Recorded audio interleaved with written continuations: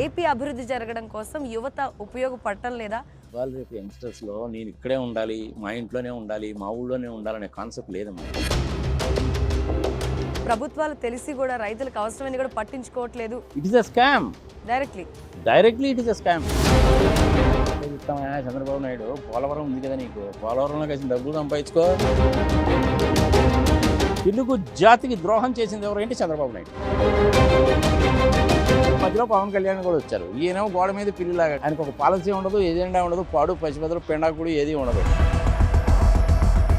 ఏపీకి మీరు ఇప్పుడు చెప్పిన అడిగే ప్రశ్నించడానికి ఒక్కళ్ళు కూడా లేరు అనేది 100%. ఈయనేమో 70 ఏళ్ళైన ముసలైన రకరకాల రోగాలు వచ్చినాయి, అడగలేదు, తాకట్టు పెట్టేశాడు, అయిపోయింది. జగన్మోహన్ రెడ్డి చేతగానోడు అనుకో, తీసేయి.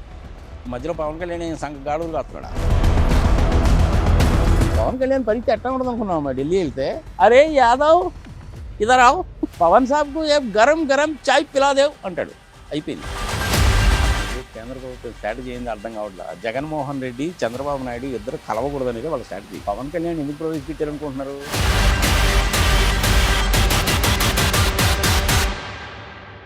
సీనియర్ అనలిస్ట్ సిఏ నాగార్జునరెడ్డితో వాట్ నెక్స్ట్ ఏపీ బుధవారం రాత్రి 9:30 మీ బీఆర్కే న్యూస్లో.